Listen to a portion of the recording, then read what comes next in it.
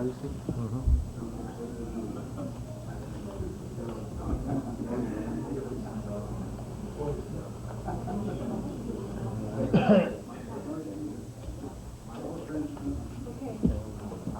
we'll call a meeting of the Newman City Council and Redevelopment Agency, regular meeting of August 24, 2004. Please stand for the pledge and remain standing for the invocation. I pledge allegiance to the flag of the United States of America and to the republic for which it stands, one nation, under God, indivisible, with liberty and justice for all. Please help us, Lord, to sort through our various agenda items tonight and make decisions for the greatest possible benefit to our citizens and community. Amen. Amen.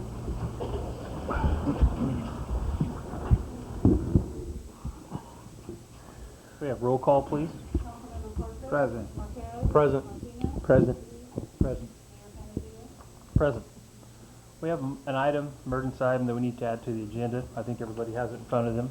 It came to our attention after the agenda was posted, a report on local hazard mitigation plan and authorizing chief of police to participate in countywide MMLTI jurisdictional local hazard mitigation planning process.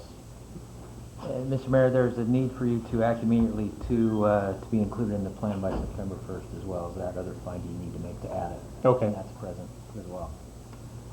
Because our next meeting would be after second weekend in September, so do we have a motion? Yeah, so moved. Chief, part of this is for disaster preparation, is that correct? That's correct. You know, you look at the timeline from October to September, So that would make it pertinent to add to the agenda. I'll move for that, Mr. Mayor. Do we have a second? Second. All in favor? Aye.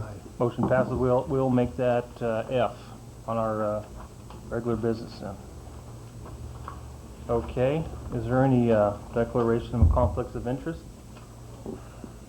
Is there any ceremonial matters this evening? Communication from staff?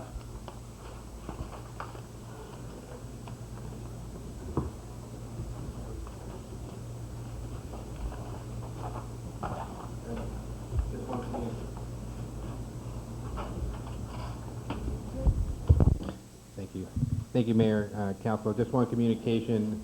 PG&E is out in the business park actively working this week. They didn't give us a timeline as to completion yet, but it was a few days is what they originally anticipated. So 2 days in a row we've seen them out there. We think that's good. Wow. That's a good sign. Wow. For 2 them. days in a row? 2 days in a row. 1 day last week.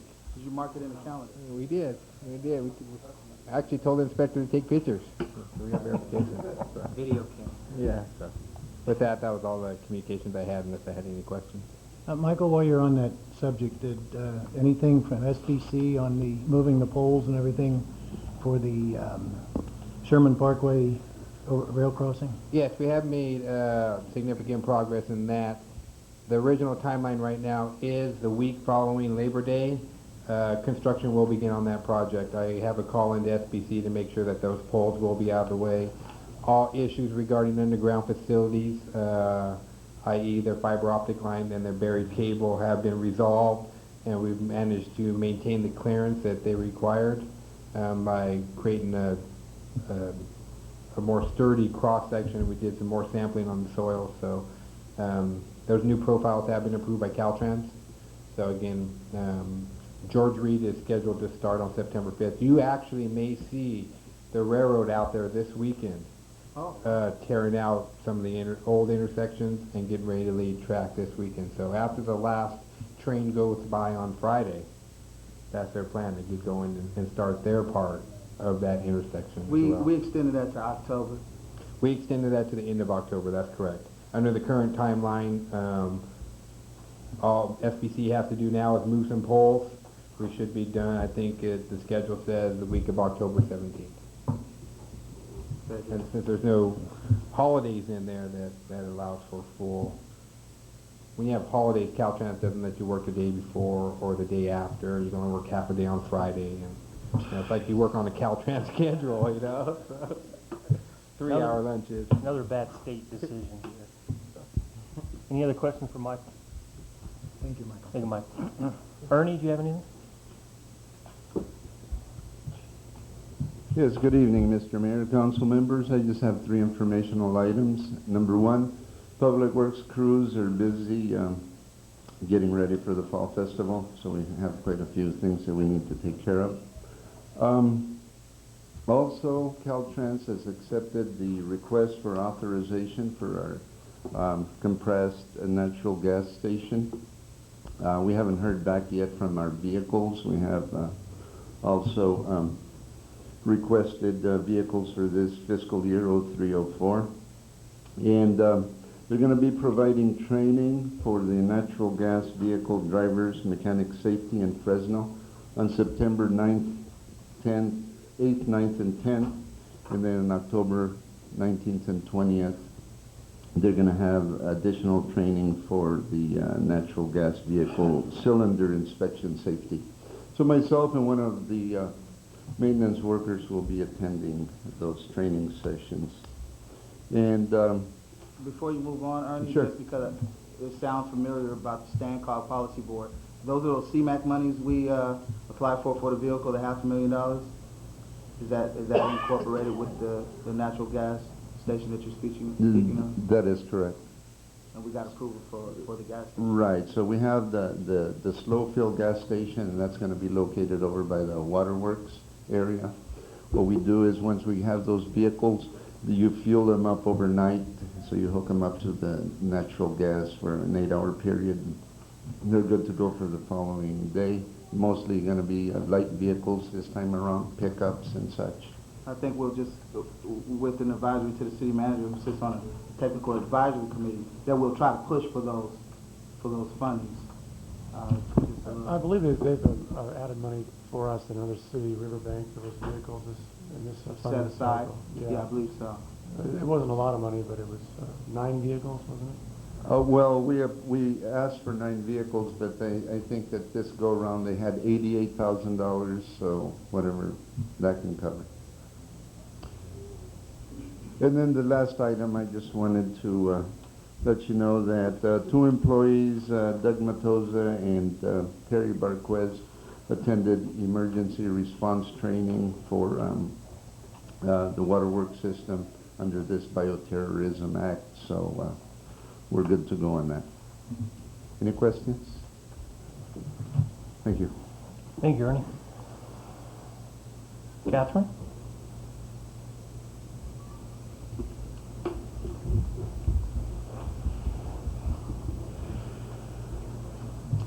I have a few items to report on tonight. One of them was last meeting we had a request from one of the council members for staff to prepare building and land that the city owns, and so I did that. I'll go ahead. In summary, the city has approximately 13 buildings that it owns and approximately 44 acres that's comprised of parks, vacant land, parking lot, and the business park. Okay. Next item. I've noticed in our council packets we don't have a treasurer's report, so I am working on putting a treasurer's report in there, and it should be in there the last meeting of every month, depicting pretty much our cash balances and our funds and any various graphs of where we're at financially. Let's see, another item. I'm working on updating our purchasing manual, and I'm hoping at the 1st of October to have a public hearing so that we can change that as it is in the, it was an ordinance item. Another thing, today I just received an approved application for one of our facade grants for one of our local businesses, and that was for the Newman Auto Plaza, and we're going to grant $1,900 for exterior painting. And that funds will be dispersed as soon as they complete that, approximately 45 days. It's gone before the Architectural Review Committee. Just when we talk about painting, I just... David, right? Okay. And the last item I have for you is I'm currently in the process, I'm going to issue this week 2 RFPs for housing grants. One of them is for up to $500,000 for rehab projects, and the other one is up to $600,000 for assistance to first-time home buyers. and talking with Self-Help Enterprises, who currently administers that program for us. Right now, they say there's about 17 interested parties, and we've funded quite a bit in the past, so there's definitely a need for those grants. And that's all I have. If I can answer any questions, I'd be happy to. Just want to say thank you for this information on the buildings and the vacant land that the city You're welcome. owns. I just had a quick question, and I actually should have looked in my budget. Roughly, any idea on the government building fund? Any rough idea? 6,500 on the theater. Of total dollars in the budget this year? Well, just what we have in actual revenue in our government building. In the fund. fund balance? she has that right there. Oh, okay. No, offhand, I don't have that number for you. Okay. I will get that for you though. 6,500 towards the theater, I recall that. In right off the top. expenditures? Expenditures. Mhm. Okay, that's fine. I'll just check it. That's I can look at when I get back to my seat. I have my budget over there, so I can That's look for you. fine. Okay, thank you. Thank you again for this information. Appreciate it. Thank you, Catherine. Chief? Good evening, Mayor and City Council. Just a few items. Seems to be the night of emergency plans, and one of the things that we did on the 18th was we had finally looked at our draft copy of our city emergency plan, which really hadn't been addressed since 1988, other than maybe some small portions. So there has been some major changes, especially since the 9/11 incident. Later on this council meeting, we'll be talking about another emergency plan that we're looking at putting together, and that's the mitigation plan. And you had that before you at this point. We're working with the county, doing a county-wide effort on this. And I'll talk about that when we get there. But that's something else that we're working on. That's going to be we're looking at trying to get a submittal for a final on that by November. So this is just the front end of that. Again, we're working on the fall festival, like Public Works, and getting everything prepared for that, and making sure everything's going to be working well. Lastly, we are looking at just to let you know that we've got our radar trailer out, and our foot patrol we started as of July 15th last month. And just a reminder, just to let you know if you should be hearing or seeing these things out in the streets. So the radar trailer is part of our traffic enforcement program, and basically it's just it doesn't take pictures. It just reminds people about how fast they're really going. It's an educational thing. And with that, I'll take any kind of questions the council may have. Chief, have we started our bicycle patrols? We have not. We've had a lot of people on vacation. We've also, one of the things I did not put on here is we have a detective. We filled that slot also as of the 16th of this month. And so with that and vacations, we haven't been able to do that. We have that scheduled for the fall festival, though. We'll be utilizing the bicycle patrol along with foot patrol and our cars as well. So we'll be getting it out there. I got 2 bicycles, and they're trying to talk me into a third, but I tell them I've got to use the 2 first before I can go after another one. That's right. Is there anything else? Questions? Thank you, Chief. Thank you. There's one thing that I'd like to say, not necessarily you, Mike. I forgot while Ernie was up there. I want to thank the Public Works for getting that sidewalk fixed over by the park, so nobody breaks their neck during the fall festival. Very, very quick. Thank you. Thank you. Item 8, items from the public, non-agenda items. If anybody has anything that is not on the posted agenda and would like to come to the podium, now is the time. If you so choose, please try to keep your comments to under 3 minutes. Would anybody like to come to the podium at this time? Yes. Hi, good evening. My name is Amber Freitas. I hope to live at 2218 Mount Rainier Court, and I'm here to speak to you today about the Ranchwood home situation. My husband and I bought a home January 30th, and it's our first home. We're first-time home buyers, and we're, of course, very excited. We've driven by probably 3 or 4 times a week watching the progress and how things have proceeded. It was in July that we received a letter from Ranchwood letting us know that August 12th would be our walkthrough and also our title date. And I have some pictures, some maps, and a copy of that information for you. On August 12th, We met with a Ranchwood representative at the walkthrough at our home. We spent about 2 hours there that day. And then we were sent directly over to the title company in Los Banos, Fidelity National Title. We filled out all of our loan documents, and upon leaving were complete. We were told that day that we would be in our home within 7 days. So that weekend, we had a yard sale. We sold washers, dryers, packed everything we own. Our house is completely boxed up. There's no food in the fridge. And a week after going through that walkthrough, a week after going through title, we stopped by the Ranchwood sales office to check on how we were going to get our keys that weekend. Upon entering the office, that was the first time my husband and I heard anything about this disagreement between the city and Ranchwood itself. 7 days after going through the title process. We had the 30-day lock on our loan, which has been temporarily extended. At this point, we only have until the 31st to be in our current home. With only finding out last Thursday that we may not have a place to stay, we are at this point planning, basically, to be homeless. We have nowhere to put our things, our pets, ourselves. I'm pregnant, which makes me extremely emotional. It's a very high-risk pregnancy. The stress alone could be detrimental, according to my doctor. I am here today to beg you and ask for your help on this.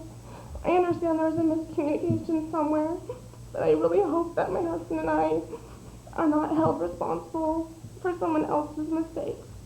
We financially may not be able to afford this home if we lose the lock on our loan. If we have to live in a hotel, we're both elementary school teachers, and financially we put everything we have into getting this home. And I know that you guys have all been working very hard on resolving this solution. My request to you today is that my home is the 15th home in Mount Rainier Court. 14 homes were granted occupancy permits. Some of those people got homes after we did, but because of the lot we chose, we are not in our home right now. Today, I just would like to ask your help in granting us an occupancy permit so that we have somewhere to go. And I thank you for your time and consideration. I know a lot of people have put a lot of energy into this, and I thank you for letting me speak today. Thank you, Amber. Would anybody else like to comment?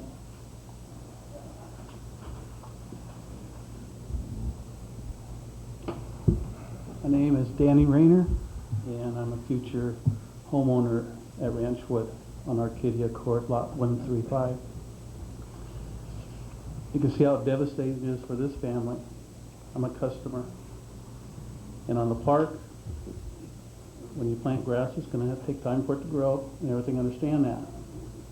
But on my situation too, is I'm relocating from a completely different area. My wife and I, we adopted twins.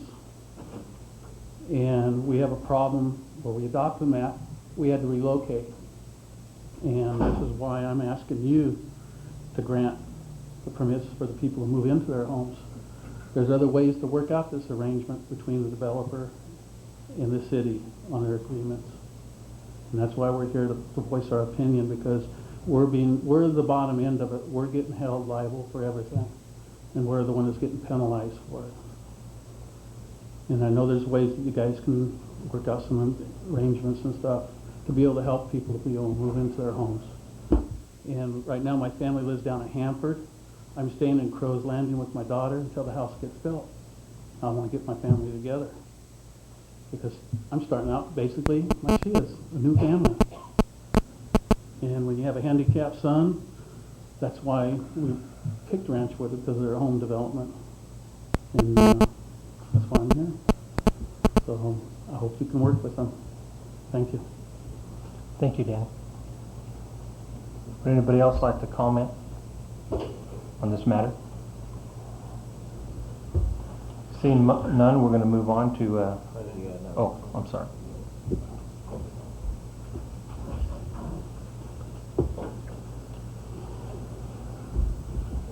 My name is Rich Angel. I am an employee of Ranchwood Homes. I live at 1931 Alps Drive in Los Banos. I've been taking phone calls from people like Amber for the last couple of weeks, and she's been living through this for that same time period. And we have more than the two people that spoke. There's several other literally soon-to-be homeless people in the audience here. And I just have two points to make. The first point is these people need their homes. Like Amber said, they're the innocents. They're the ones caught in the middle. I asked you tonight when you did the invocation, the prayer was so appropriate. You asked the Lord to grant you the wisdom to do things right for the people of your community, and these people have chosen your community, and they have jobs, they've saved their money, this is their lifelong dream. Put yourself in their place. Remember your first home. The lenders are saying if they don't close their homes, they're going to lose their loans. I mean, how would that sound to any of you on the board here that, you know, the people can lose their homes? I don't know. I'm not involved in the issue, but as the gentleman here, Danny, just said, there are ways other than holding these people as pawns to make this happen for them. And I just plead with you to let these people get their homes. The second point I want to make is that I've worked for Ranchwood for 7 years. I wasn't asked to come here and speak. I'm speaking from the heart because as sales manager, I felt responsible for these people's plight. They answered an ad, they came here, they purchased a home, didn't know a thing about any issues. Now they're ready to move into their home and they can't get it. But in the 7 years I've been here, I've worked with approximately 2,000 new homes and homeowners moving into Ranchwood homes. I live in a Ranchwood home, I own a Ranchwood home. My mother lives in a Ranchwood home, my mother-in-law and father-in-law live in a Ranchwood home. Several of our other employees and agents live in Ranchwood homes. The point being that I don't work for Ranchwood just for a paycheck. When we go to the grocery store, out of these 2,000 homeowners we've seen, we run into at least 2 or 3 of them every time we go to the store. If Ranchwood didn't do what it said it was going to do, I wouldn't work for them. And that's the truth from my heart. I have neighbors that they'll have an issue. They know Ranchwood will address the issue, so they'll come to me. We have a neighbor that just has owned his home for 5 or 6 years, and he had an issue with the roof. It wasn't covered, but I took it to Ranchwood and they took care of it. So they do what they say they're going to do. And I don't think we can stay in business if we didn't do what we say we're going to do. So I just plead with you to help these people tonight. I know you have the power to do that. Please help them.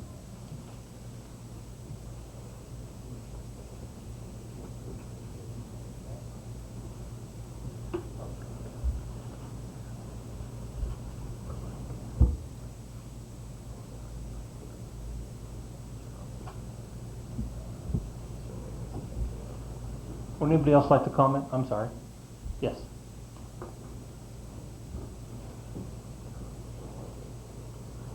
Hi, council members. My name is Javier Martinez, and I'm another home owner or home buyer.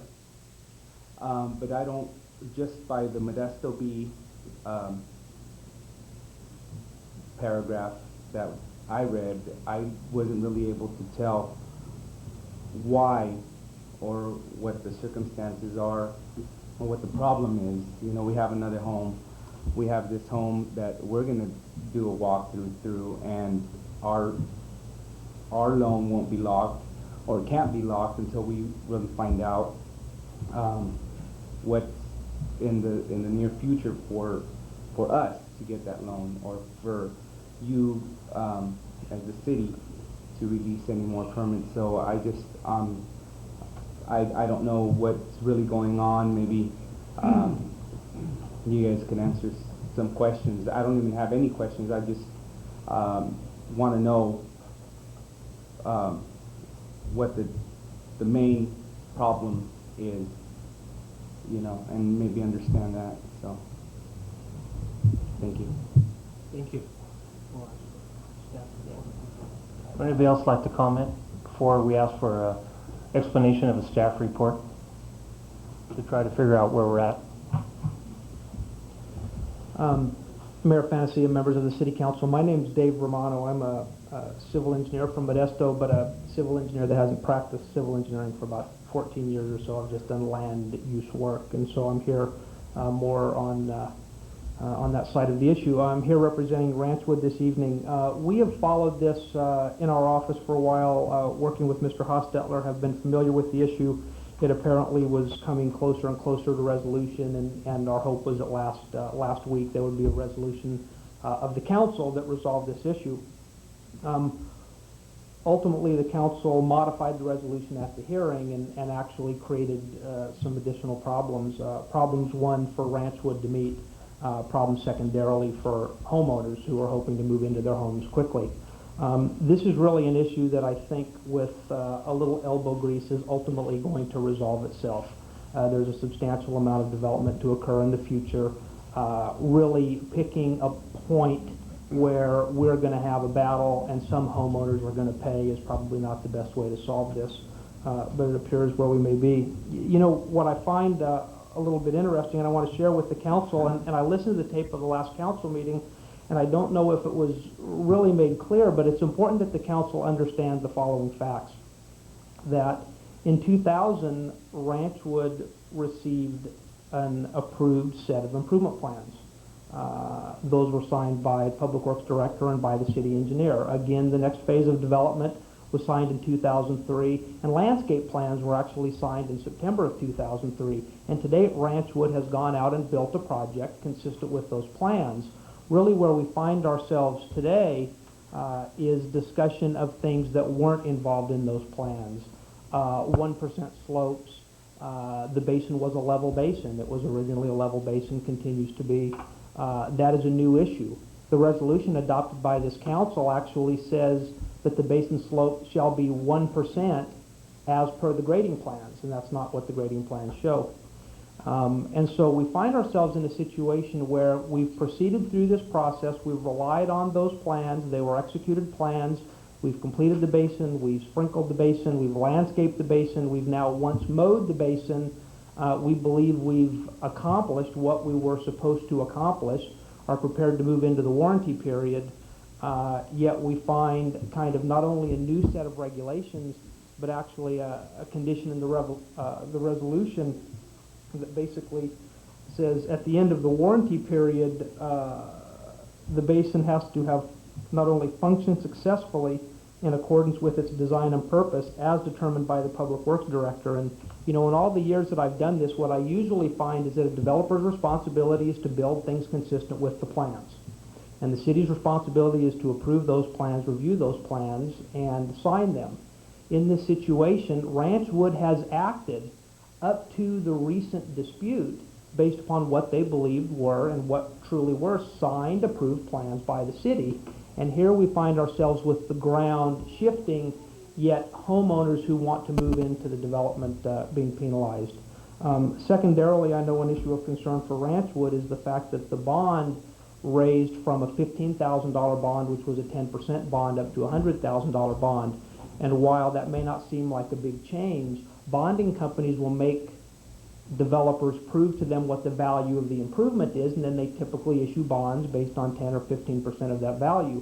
And when they see kind of an arbitrary bond number, that causes them additional concern. They don't know why or where this number came from. It doesn't have any real basis in reality, and so those cause problems. And so we're here today to ask the council to please let people who are prepared, who are going to lose loans, who are standing on the sidelines waiting to move into their homes, move into their homes.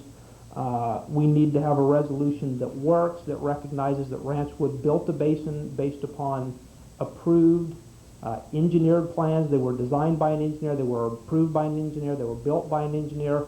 Let us start maintaining that basin, and then as issues arise, if issues arise, as water enters into that basin, we'll have an opportunity to react or adjust. But the resolution really brings whole new issues, whole new numbers, whole new responsibility for your Public Works Director, far above and beyond what we relied on in those improvement plans. And so we would certainly ask for Again, as you just heard, some wisdom for the council, some assistance to the people who are waiting, an opportunity to make this go away in the least painful way for them, and a way that works for all. So those are my comments. We appreciate your time, but this, to me, doesn't need to be an issue of us against them, but an issue of putting all of our shoulders behind the wheel here and just solving this problem. So I appreciate the time, Mayor. Thank you. Before staff brings us up to speed on where we're at, would anybody else like to comment? John, you want to bring us up to speed where we're at, or Ernie or Michael? I'll start. Last week we had this item on the agenda, and we had a direction from council to as to terminology for a modified resolution. The existing language said they had to have the park down by April 30th. Of course, that's come and gone. The existing language says they're not to issue another building permit or occupancy permits after April 30th. That, of course, has to be addressed. And so we came up with some language. And now the language is designed to specifically make the park acceptable as both a drainage basin and a park. And that was what this council directed us to do. We were out there today, and there's standing water in the middle of August, 3 or 4 inches deep. It's got problems. The grass is growing. They have addressed the grass and the fact that it was planted late. So we are seeing a park emerge, but we don't see a properly functioning drainage basin emerge. And so we've been on the phone with Ranchwood trying to. They don't think that some of the things we put in the new language can be acceptable. We're still working with them on what we need to do to make it work as a drainage basin as well as a park. It is problematic because right now it would be a swamp, and in certain sections of it, it's a large park, 5 acres. But there are certain sections that need to be addressed. But they were not comfortable with the language that the council directed us to take up with, and then the bonding amount is large. Their bonding company has problems with that. The 1% slope is another major issue, but after talking to the Public Works Director, he's willing to modify that to a slope that's acceptable as one that drains. 1% slope means that it has to drop 1 foot for every 100, and when you have existing sprinkler lines in place, it can mean a lot of work to accomplish that after the park's been done. In the subject of the grading plan, there is a level slope in the original grading plan, but it's our position that the grading was addressed in the park plan that came later. And as the park was discussed, we asked them in writing to address the drainage issue.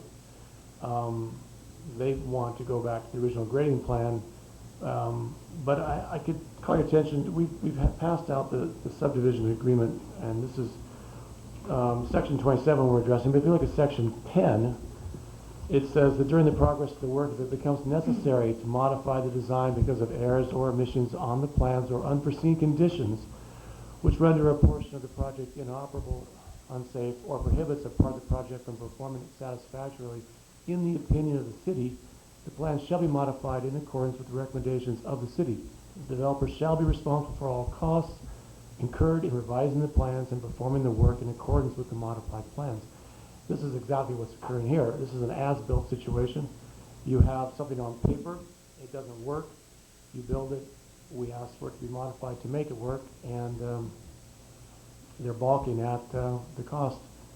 And of course we have the situation of people who've been sold homes, which is being a direct problem because we have a contract issue between the developer and the city, and then we have people.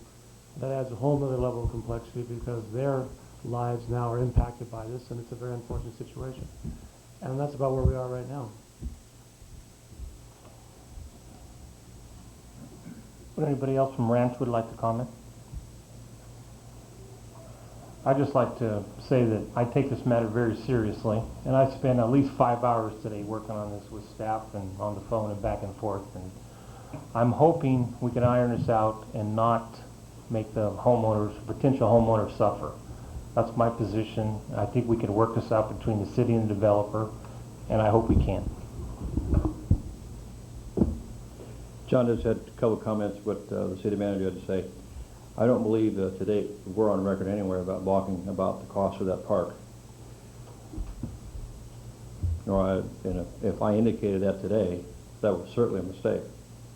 I didn't know the costs came into an issue today. What was talked about today, as best I know, was the grades. This park was graded per approved civil plan signed by the city, and I won't just repeat a lot of that. Signed by Ernie Garza. Signed. We have park plans signed by Ernie and the city, and we built this according to its plan. Now the city may not like exactly what they see out there today, but there's been some errors in this whole thing as it traveled along. There was an indication in a letter sent to us going clear back to last September that says that we weren't making timely progress on the park. That letter was incorrect from the city to our staff. We weren't required to build the first 50% of this park until the 114th permit of phase 1 and 2. The 113th permit got final in June 17th of 2004. Therefore, there was absolutely no reason whatsoever to ask for an extension of building the park that would be complete April 30th when we couldn't build it during the wintertime. That was wrong. There's an error there. The error is because there was a void in the description of when the park was to be completed, the last 50% of the park. It says with phase 4. Well, they didn't have a definite date on it. So we offered to comply and give a definite date to build the entire park. And what that letter should have said in that agreement is instead of April 30th of 2004, should have said April 30th of 2005. Because then the park could have been graded, it could have been, the sprinkler system would have put in this summer, then it would have been seeded later in the year, like in September, and we'd have the maintenance period through the winter, and then by April of 2005 we have a beautiful park along with the completion of phase 4. But that's not what happened. We signed an agreement that said April 30th of 2004, which physically and practically could not be completed the day it was signed. It was signed January 16th or 17th of 2004. But with all that being said, we have built the park according to the plans that we signed in front of us. The city right now is not sure they appreciate or like what the plan says, although that's what we had to follow. There was a letter sent to staff regarding the grade of the park or the way the park should be graded during landscaping. That never got relayed to any engineers along the line that it was included in the plans that Mr. Garza signed, the grading and the landscape plans for the park. Had we known that and that been a record, it would have been the plans would have been different and it could have been graded different. Now along with that, we agreed to do additional work. We've offered additional $25,000 out of our pocket to make this park nicer. So I don't think that we're trying to argue with the city. We tried to make it work with the bonding company. We called the bonding company, and questions came up when they asked us about the value of the park, and we told them it was around $200,000. Well, it didn't quite cost us that, but with overhead and everything goes along those lines, it's somewhere in that ballpark. When we told them we needed a $100,000 bond, they're a little concerned about that, why that is, and that was talked about earlier. So, no use me repeating a lot about that, but that created an issue because they don't want to step into the ring in a mess. They'd like to see this resolved in some solution, inked, and then we go forward with it. The other part they're concerned about is it says that it's supposed to be operable and et cetera to the exact word I don't have in front of me here now, to the satisfaction of the city. They said, we thought you had plans you had signed for landscape and grading. Did you not follow those? Yes. They said, well, what is the question then? Well, it's a question about whether or not they like the way it does operate based on the plan that they designed and the height of the grass today, because it was seeded in July. So they're concerned about this. They're willing to issue a bond in the amount of approximately 15% with no problem. But bonds higher than that, they're having a difficult time with that. They haven't denied that, but they have an issue with that. So I think that's all I need to say. Thank you.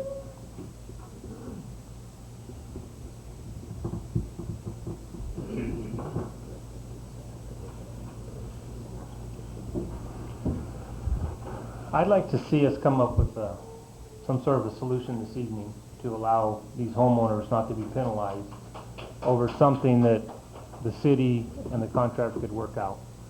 So I'd just like to direct my colleagues to, I want to hear what everybody has to say, and I'd like to, if possible, come up with some sort of agreement that'll work for everybody, to not penalize these poor homeowners that, you know, they're kind of stuck in the middle. They didn't ask for this to happen. And I'm confident our staff and Ranchwood staff can work this issue out. We made a lot of progress today during our conference calls and stuff, and I hope we can work this out. What, how many homeowners actually are we talking about? On the issue right now, there are... Address this properly from the podium if you like. Yeah, please come up. And procedurally, Mr. Mayor, this will require, if this is to become an action item, just like we had the emergency item at the beginning of our meeting, for us to make a motion. And the city attorney, correct me if I'm wrong, but it requires a unanimous, or is it a majority? It's a 4/5. Go ahead, sir. Yeah, Mr. Mayor, council members, there are currently four homeowners that have signed papers. Their loans have expired. The documents have gone back to the lenders. They're literally thrown out. They have to completely sign everything all over again. We've got to pray that they're going to keep their rates. So 4 are immediately impacted. There are another 5 this week that were scheduled to sign that we rather than, we knew this problem was here, so we didn't have 5 people come in to sign. There's loan docs ready, but we asked them not to be prepared. So there's a total of 9 that are immediately impacted. And then for the next 2 weeks, there are about 4 per week. So the total right now as it stands is about 17 homeowners that are ready, willing, and able to move in and have made plans and have received notification that their homes are ready, that won't have their homes. That would be between now and in 2 weeks, when our next meeting is. That would be your estimate, 17 homeowners. Yes. Is that inclusive of the 14 we've already granted, or in addition to the 14? That's in addition to the 14. The 14, actually 13 of the 14 are in their homes. Okay. And then we have these additional 17. And Mrs. Freitas just missed that by being the 15. Yes. I guess I'll jump into my comments. Go ahead, Mr. Tim. Mayor. Yes, I'd like to hear from everybody. Bob. Go ahead. And the reason being is I was, you know, we listened really intently and extremely patiently, and we empathize. I'm going to take a quote out of our previous minutes. We've listened to this issue for 3 council meetings. 2 of the previous council meetings were scheduled council meetings, and we had a special council meeting. So in all fairness to this city, and us as city leaders making decisions, we've given this a lot of airtime and a lot of ear.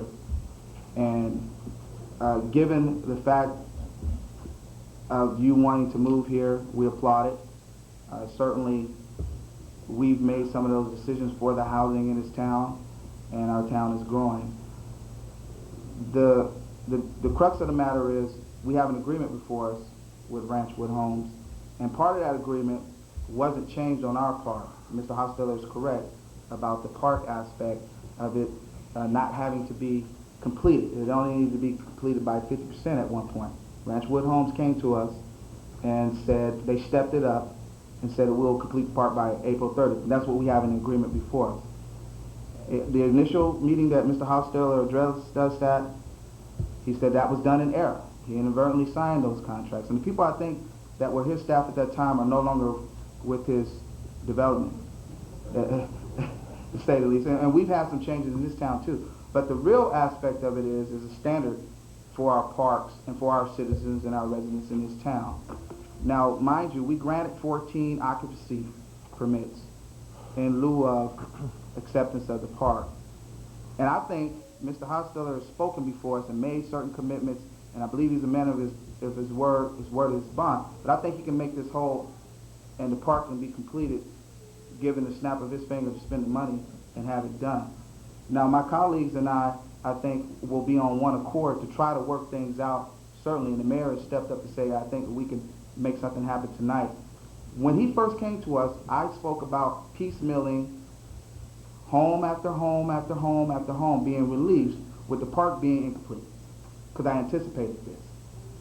Mrs. Freitas, Mr. Martinez, Mr. Rayner, the people that actually are signed contracts, you know, we can empathize with you, but we can have this occur to us every 2 weeks at a council meeting and be a continuum. In other words, fuel the fire with the people that are trying to fulfill their American dream and make us look like the bad guy.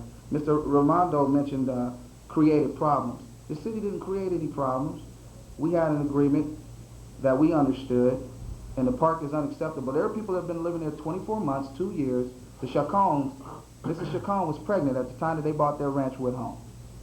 Their daughter's almost 2 years old.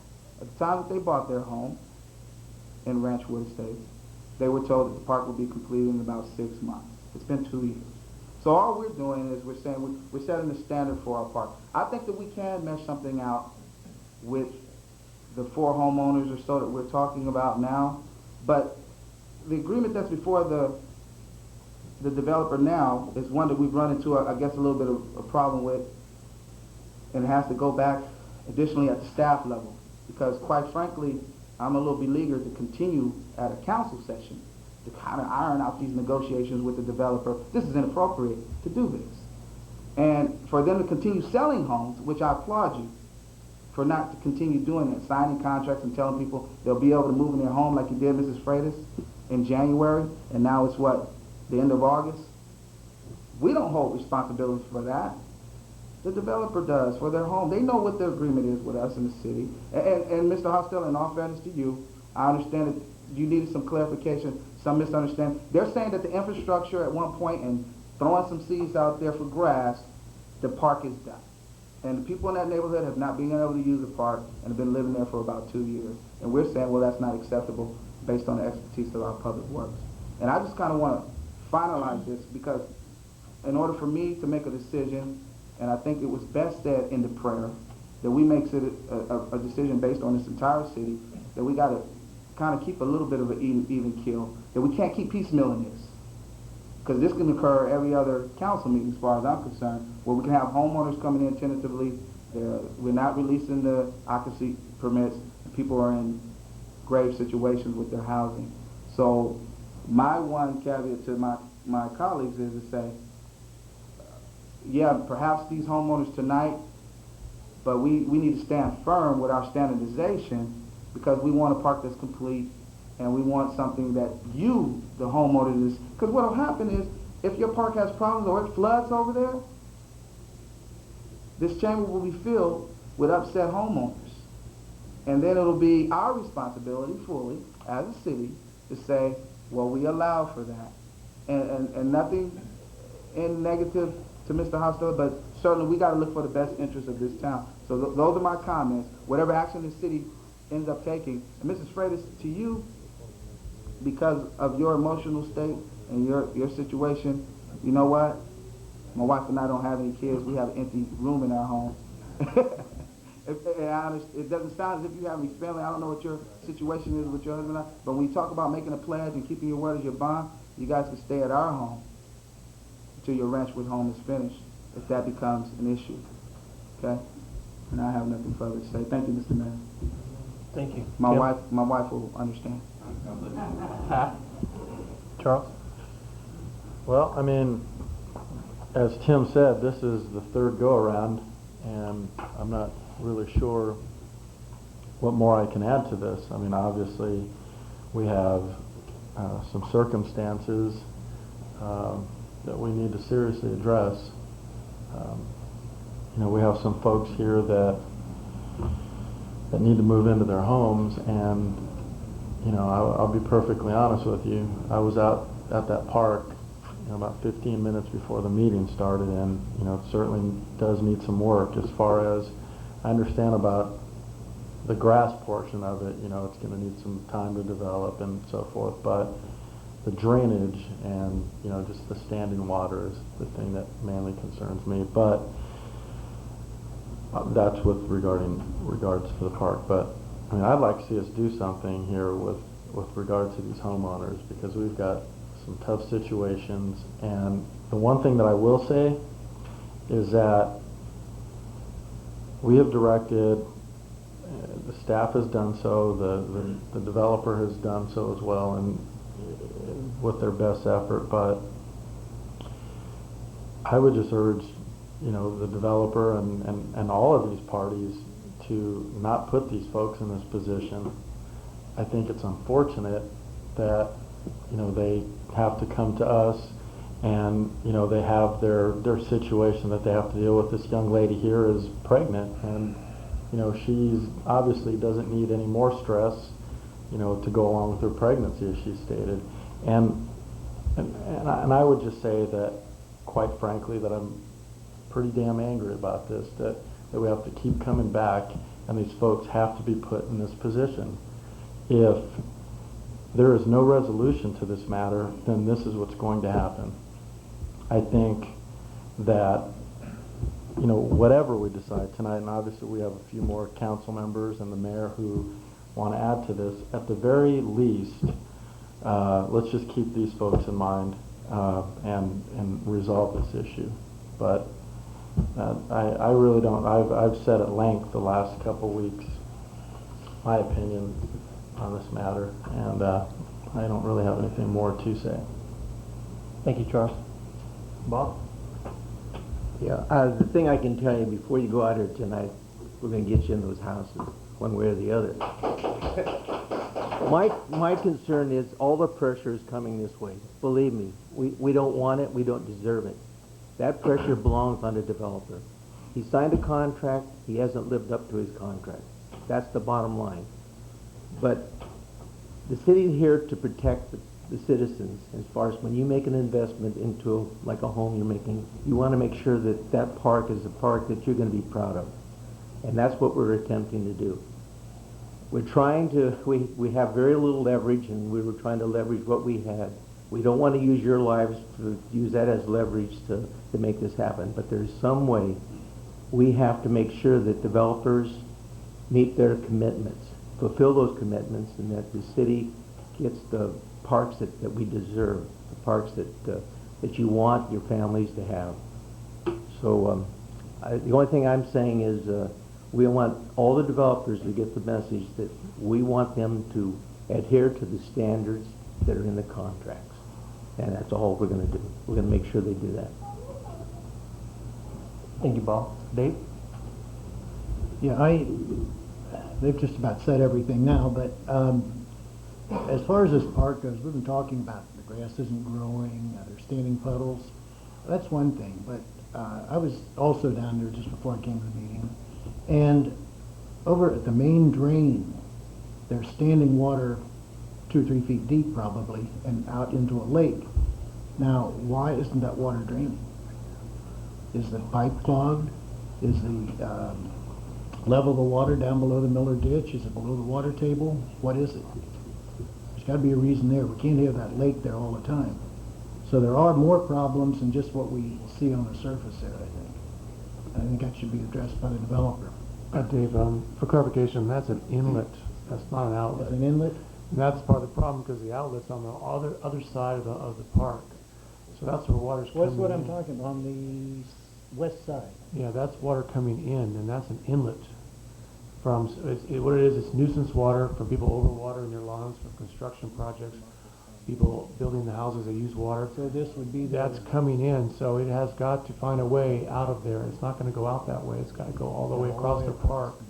Or we're going to have to build a sump, or we're going to have to build some sort of mechanism to get it out of there. And that's where we're whatever. There's still some problems in there on that. But I totally agree that we ought to try our best to get these 4 homeowners into their homes as soon as possible.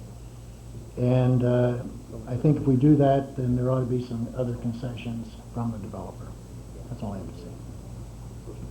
Who are we looking at this evening? I know I have Mrs. Freitas, Mr. Rayner, and Mr. Martinez. Is there a 4th homeowner here tonight? What's your name, sir? Your last name? Zarati. And what is the time element? Mrs. Freitas, I understand your home is already built. Mr. Rayner, I believe your home is pending to be built? When is your home to be completed? And Mr. Martinez? Your home is done. How do you pronounce your name again, sir? When is your home done? Here's the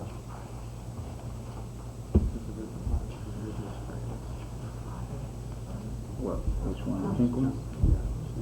Lot 49. One busy. Well, I think everybody knows where I'm on this position. I think we should allow the homeowners to move in, what the timeline they think, the amount for the next 2 weeks, and between those 2 weeks, I think we can hammer out a definite agreement, because I don't want to be back here in 2 weeks hammering this agreement out. I spent 5 hours today working on this, and I'm very disappointed we didn't come up with something.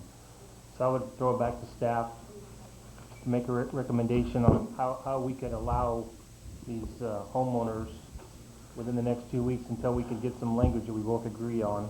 I think I need to I asked the city attorney, how do we make this an agenda item tonight that's not on the agenda? Well, you're not going to be, I think Mike wants to talk about maybe this issue. You're not going to be issuing occupancy permits. That's really a ministerial act. I think what you want to do is get to taking care of the people in distress and have the city protected. One thing we could do is have, ideally you'd want a covenant not to sue from these homeowners. That is to come back and say, you know, where's the park and the basin's not draining. But maybe another way to do that is just to have a hold harmless. Okay, so a hold harmless clause if we are to grant occupancy, or give staff direction to grant occupancy permits for the four homeowners we're considering. Correct. I just had one comment, Mayor. I saw a young lady expressing back here. It's Mrs. Rubicon, I believe. She was one of the four. I think Mr. Rayner. His is still probably a few weeks out, correct? Before his is done. I think she was the fourth that might be back there. What's her name? Well, now it's saying they're saying there's 7. So there needs to be clarification. Also, I was just making sure that if we're going to declare this an emergency item, we probably should do that before we get into discussion. And that's just it. So if we are, and there's 4 homeowners here tonight whose homes are completed. Their homes are done.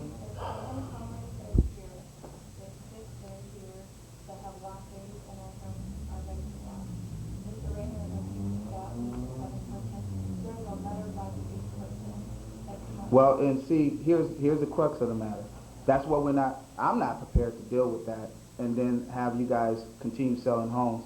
So one of the binding aspects of it, and I agree with you, Mr. Mayor, I think that something should be able to come back with the normal council meeting in 2 weeks so we can eradicate this totally. In other words, there's some problems going on over there, and whatever it takes, Mr. Hausteller, in 2 weeks to eradicate the problems to the satisfaction of the city, I think that those are the steps should be taken so that we don't even have to deal with this to the extent that they're going to continue building on their homes, Ranchwood is, and people are going to continue to come to purchase and be prepared to purchase. But I don't think it's fair to us because we got to make clear, conscious decisions based on a number of principles. And my colleague there, Bob Martina, I think, elaborated on them pretty clearly. We hold the developer responsible for this agreement we have, and there's no really variance there. The park isn't working. It's not an acceptable park. I need a little clarification, and won't you come address this? How many homeowners in this audience that their homes are completed and walk through within the next 2 weeks? Point of clarification, we have a council meeting in 3 weeks. It's the 14th. Okay, well then that'll be the time frame. So in other words, how many people would be held up and get penalized in Didn't the you next say 3 17 weeks? people? You said a little while ago, in 2 weeks, there will be 17 more permits needing to be. That's correct. That's correct. We have right now, as of today, we have these 17 homes that are complete. Okay. How many do you have in contract, like Mrs. Freitas? Where they're All 17 are sold and in contract. We have loan approvals on all. And see, well, that's So that's a different what, issue. so, But in other words, between now and 3 weeks on the 14th, how many people, if everything was okay, would need to move into their houses by the 14th? I guess that's the question. Yes, sir. We have we have a total of no. We have a total of that are already ready for walkthrough. We have a total of 17 that are scheduled for walkthrough between now and 3 weeks. So late in September, we have more coming. Well, but- and we're not talking about more coming. We're talking about what we can do to kind of accommodate. And you see the crux that I'm looking at the people that are in the audience tonight, because they come before us asking the city for a reprieve with what we have going with the developer directly. The people that aren't here, I can empathize with their situation out there, but I have a person that's come before me with her circumstances, a situation that presents to me a different picture. Not yourselves and people that have bought any other 51 homes. Because I think in 3 weeks, we shouldn't even have this as a further discussion. I think Councilmember Marquez expressed his frustration a little better than I did. So maybe how are we proceeding further? Because I know it requires us to put it on the agenda as an emergency item. Well, we have to have a 4/5 vote to put this on the agenda. Well, I move that we put on the agenda for our discussion for possible action, the direction the staff, the possibility of additional occupancy permits for homeowners that are here tonight, with no indemnity held on the city's part. Or should we release what's the wording for? Well, I guess put the item on, and then we can talk about those things. Okay. So we have a motion to put the item on the agenda. Second. All in favor? Aye. Opposed? The motion passes 5-0. Now let's hammer out a solution here. We have 17 possible homeowners between now and the 14th, which is 3 weeks. So that'll take it to lot 134, correct? Yeah. So does that close out phase 3? No, I don't think it closes us out. That's just Well- getting us by for 3 weeks, right? Let's Right, I'm use just saying the at lot phone if you have 134, is something. that the, I just wanted to say they don't necessarily go in numerical oh, order. they don't, okay. Right, okay, so that's why it could be a home here, a home Okay. there, But- as they Yeah, I was just going that's off why of I'm this map limiting it a here, little bit. yeah. All right, we can give you specific home site numbers. Okay?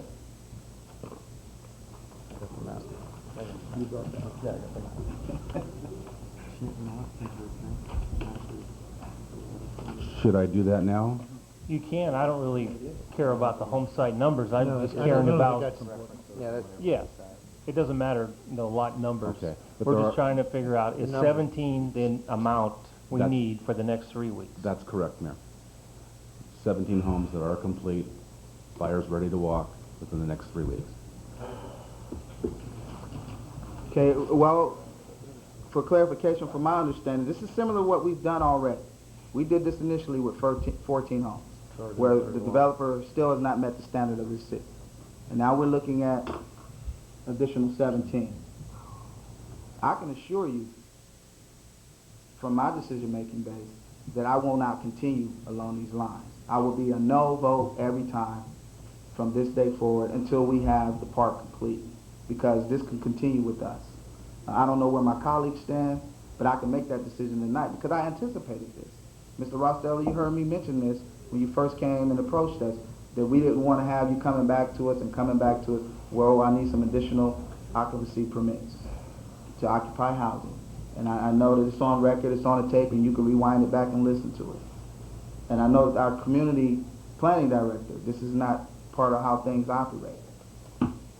It shouldn't be necessary. So I'm ready to move on that action. I'll make the motion. After these 17 lots, just as a question, how many lots are left in that development? Well, just, The whole 3 and 4, or just, what's left after that? no, we were overall? looking at about 100 homes at one point. We got a number. After these 17, there's approximately 32 lots left in phase 3. And then how many are in the final There'll be phase? 53 in phase 4, which the final map has not been recorded because they have not put the bonds in place. at So that's this time. additional 88 homes. Correct. We whittled it down now. We whittled it down a little bit. 14 and 17, 31. So the big picture is we're allowing an additional, if this motion is acted upon, additional from the 14 we've already done, 31 homes, and we're still not satisfied with the park. But I got a hole right there. There's an additional 88. Well, here's what I Each would home we suggest. release, we lose that much leverage. There's 85 lots after this 17, 32 and 53.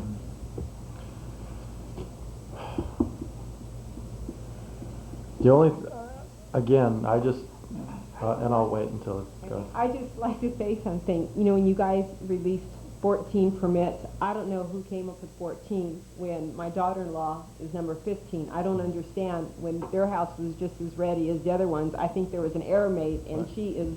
Well, that was what was requested. That was requested of us by the developer. Yeah, and that was the developer's fault. Well, that's what we've been saying. Yeah, and I know, and it's still, you know, she is suffering for it because of their fault. Why they didn't release all those homes on that street were just, you know, going to be ready, and it's just the pits. It's But a she business. was number 15. It's a business. Maybe it was a Yeah. timeline in the completion or the finals, who knows, I don't know Yeah. how they came up with the 14, but that's, yeah. Their error.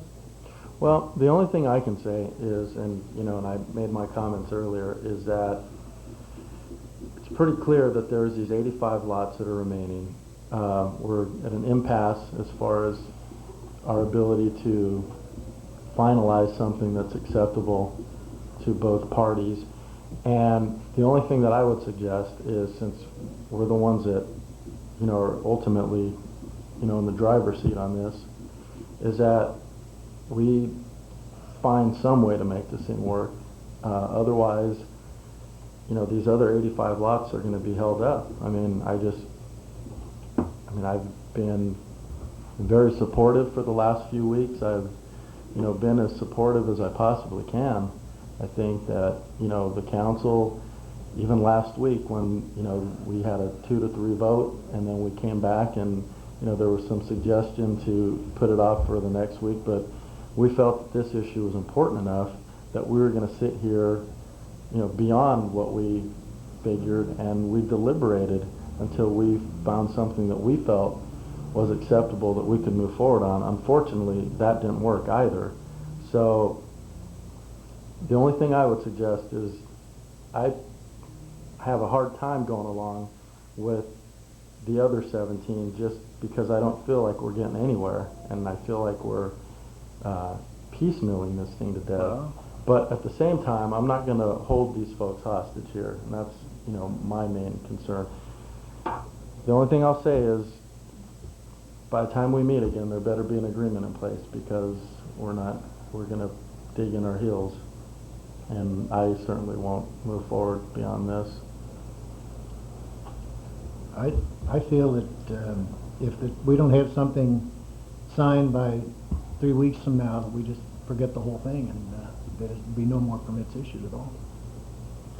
Yeah. Well, you know, I was rather shocked that after the meeting we had on Tuesday, that something didn't occur by the developer. I was really surprised, and I just kept waiting for something to happen. And I thought, we went that extra mile, and he wasn't going the extra mile. And, you know, my heart goes out to all you good people that are buying homes, and Amber, you being pregnant and everything else. And it's a very stressful time when you buy a home in the first place. You don't need this added stress. But, you know, I think we have to send a clear message that we don't want this to happen again. We don't want to put people in jeopardy like we see you good people tonight. It's not anything that we want to see, and we want to make sure that this doesn't happen again. So that's my goal, is to make sure, or a commitment to the public, that we resolve this and it doesn't occur again in this way that people have to suffer. And that's all I have. Well, then I guess, does it simply make sense for us? We've added it as an emergency item, and that doesn't preclude us from being able to act on it now.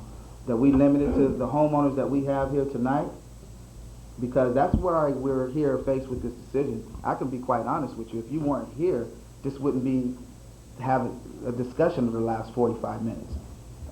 Mrs. Freitas, Mr. Martinez, Mr. Rayner, if you hadn't spoken, if you weren't here, then quite frankly, we've given a lot of airtime to Mr. Hofstetter and Ranchwood Homes.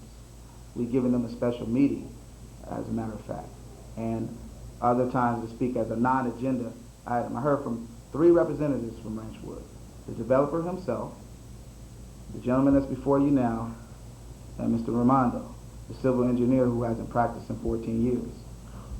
So, given that, I'm kind of resolved to do something for the people that are here tonight, simply because you've come before us to make your plea, and we've heard you. I think that Bob expressed that.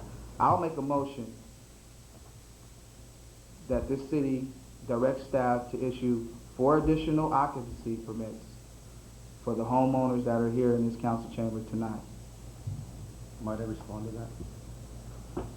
There are, actually, I believe there are more than 4 here tonight. Well, I will limit it to the homes that are completed, that are done, and those are the homes that I'm speaking of. Those are 17. No, they're not 17 people here, though. No. We're talking about the people that are here tonight. And I'm gonna call for a point of order. I guess the point is, Tim, hang on. The point is, are we gonna penalize somebody that couldn't make this meeting, that maybe is ready to move in 2 days or 3 days, that maybe is working or packing up somewhere? We're gonna penalize those people, and we're gonna have them calling in 5 days, the same thing? I would like us to go with the 17 till the next meeting. Usually we have a meeting every 2 weeks, but this one is 3. Well, that's my motion. If it gets a second and carries, then we can move. If not, there's 4 other council people here, so that's my motion as it stands. It's for the occupancy permits to direct staff for the 4. Sir, the problem with that is not everybody came tonight. Not everybody could come tonight. Yes, I understand they have that. the same exact problems. Again, I understand that, and we've talked about that a great deal. Okay, I really don't know why our dialogue is Tim, continuing. let's ask for a second on your motion. Okay. Is there a second to Tim's motion? Seeing none, would somebody else like to bring forward a motion? You know, I would, if we do approve all 17, I think that there ought to be some concession from the developer, possibly to get this entranceway done that was supposed to have been done. It wasn't actually in the original agreement. So it looks the way it should have looked when we saw the original designs, something like this. I'm sorry, Dave, I was conferring. The only thing, David, I wouldn't want to tie these people to that. No, but I'm saying, what, for the full 17 is what I'm talking about. I don't have no problems about the 4 people that are here.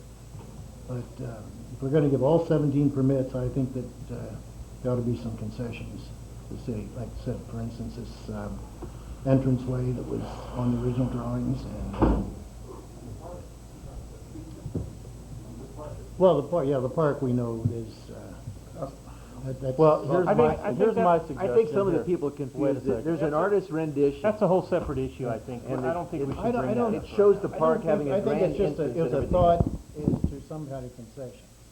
I don't think that we should be doing all of this and developer gets off scot-free, you know. Well, here's my suggestion. If we go along with these 17, which I'm willing to under this condition, if this issue is not ironed out by the time frame, I don't even want to see this on the agenda. In 3 weeks, I agree with you. I agree with that. And let's go to 7. However long it's going to go, until there's an agreement ironed out, until we could all get in the same room and stop holding these people hostage and decide what the heck we're going to do, then I don't even want to see this back before us, because we're going to go through this. I agree with you 100%. For another 3 hours, 2 hours, like we've been doing the last 3 weeks, and there's going to be no resolution. I don't think anybody wants to be piecemeal, because this is what's going to happen. So last time we went through this great deliberation, and we said, okay, there's going to be 14 people that get to move in.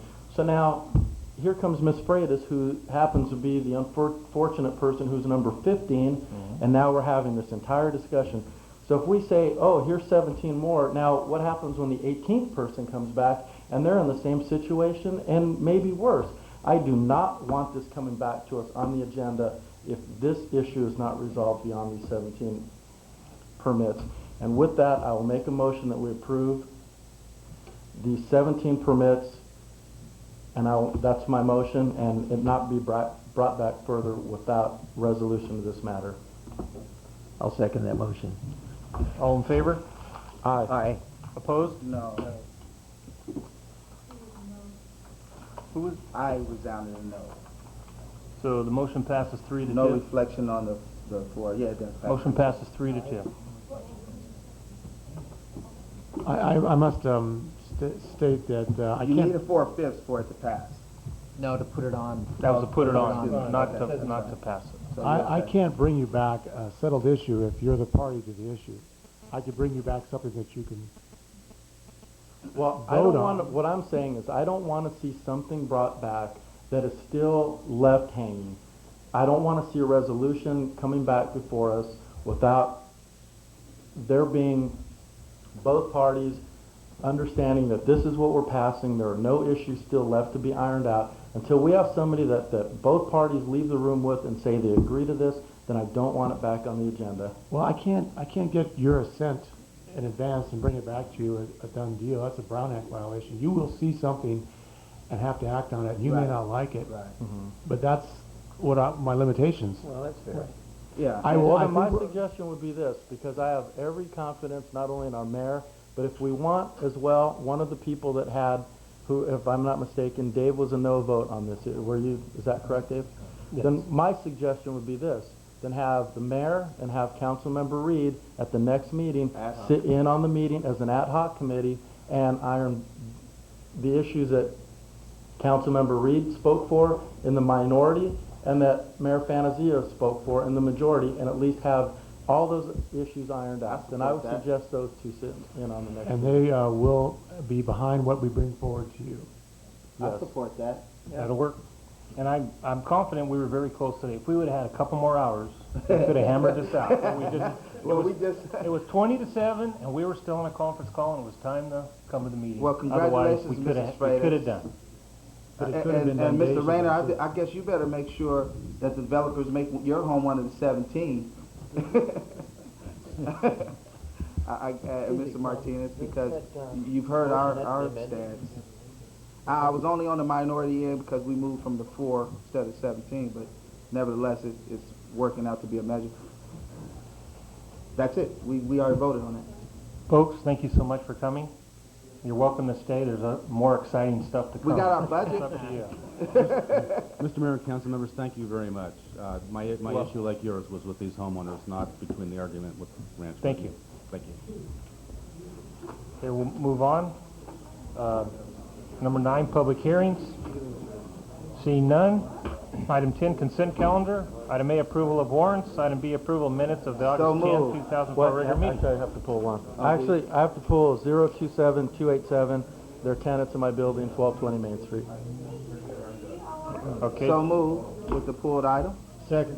All in favor? Aye. Opposed? Somebody like to make a motion on that one item? I move for the warrant item that was pulled. Second. All in favor? Aye. Opposed? Passes. Item 11, regular business.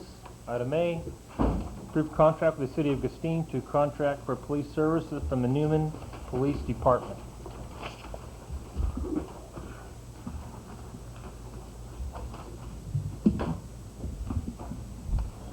Yes, Mayor and City Council, we have had a request from Gustine. They're having their OLM festival coming up in September. I believe it's the 11th. And they had an event last year that they didn't want to have a reoccurrence of, and so they're looking at putting on extra manpower. In my report here, I know I promised you a clean contract. I failed to get that from Gustine at this point. It has gone through our city attorney, and he's also talked to the city attorney for Gustine, and the only issue that we were dealing with was the indemnification. They had that backwards, where we were going to indemnify them, which that's not the way those indemnifications work. So I'm still waiting a clean copy, but I guess I'm going after the insurance that staff will not enter into any kind of a contract that's not beneficial to the city of Newman. Is that this weekend? No. It's actually about it's the 11th, so it's before the next meeting. Yeah, before the next meeting. So in other words, you're confident the language will be in place by then, and We only have one issue, and I'm not positive why we didn't get that back from them, but our city attorney has had a chance to review the contract as it stood, and we will not have a contract signed unless that change is made. Maybe try to get a pan of soupage thrown in or something extra if you can, you know. If you want a pan of soupage, I'll make sure Not we for get me, you one. for you guys down there. We eat well already. All right. Thank you. Somebody anybody has a question for the chief on this? If not, would somebody like to give us some direction? Make a motion that council approve and authorize city manager to sign the contract with the Augustine Police Services. I second that motion. All in favor? Aye. Opposed? Motion passes 5-0. Item B. Thank you, Chief. Thank you. Adopt resolution number 2004-37, authorizing submittal of an application to the California State Department of Housing and Community Development for funding under the Cal Home Program, the execution of a standard agreement if selected for such funding and any amendments thereto, and any related documents necessary to participate in the Cal Home Program. Whew, that was long. Man, I can drink of water. Mayor and council members, the resolution before you is allowing self-help enterprises who currently administers and writes our grants for us for our housing grants to go ahead and prepare a grant application for the Cal Home Program. I spoke with you earlier this evening about this program. It's a grant up to, I believe it's $500,000, and the use of it is primarily for rehab projects for current homeowners in the city. As I stated earlier, Self-Help currently has a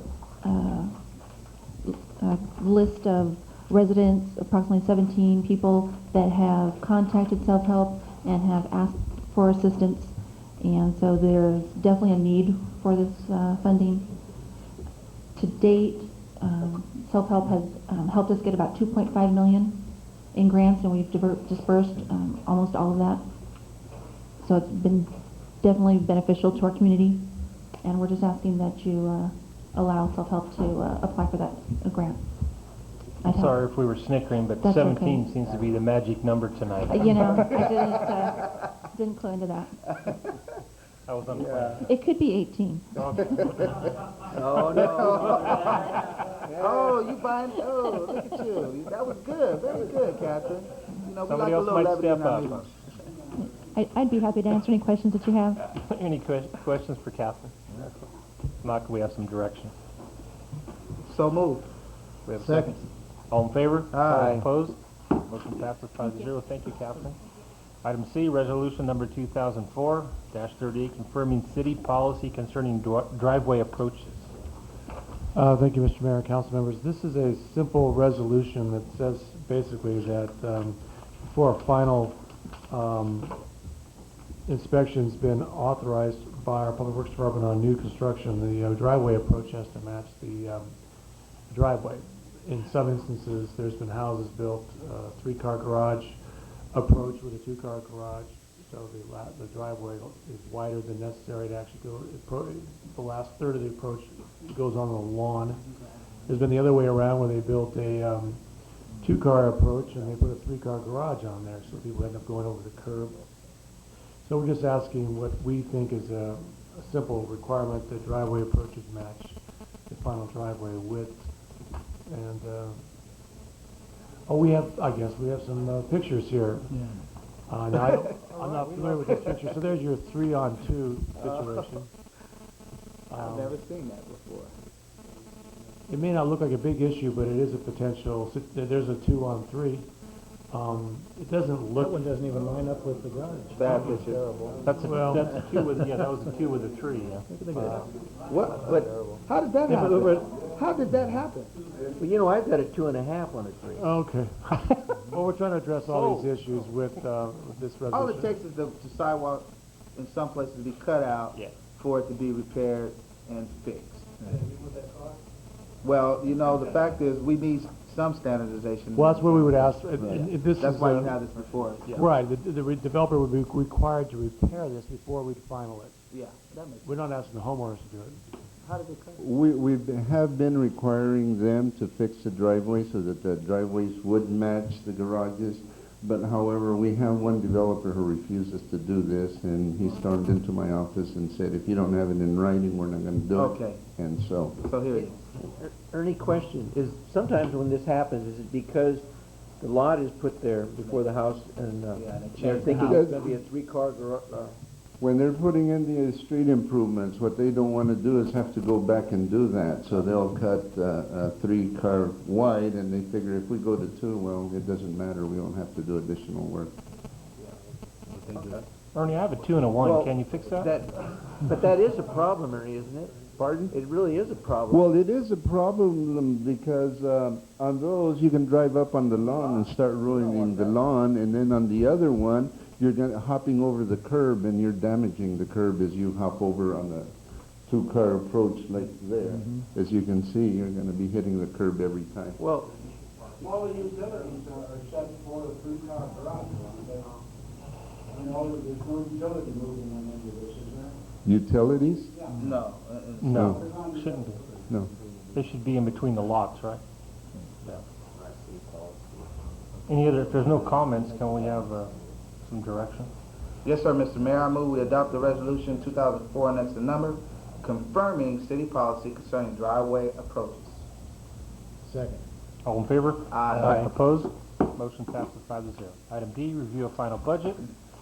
Item 1, adopt resolution number 2004/39, a resolution establishing fiscal year 2004-05 appropriations limitation.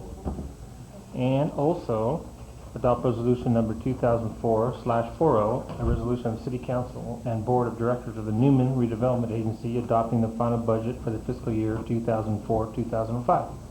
Catherine? Mayor and council members, I don't know if any of you had a chance yet to go over the budget. Read every It's word. a new presentation.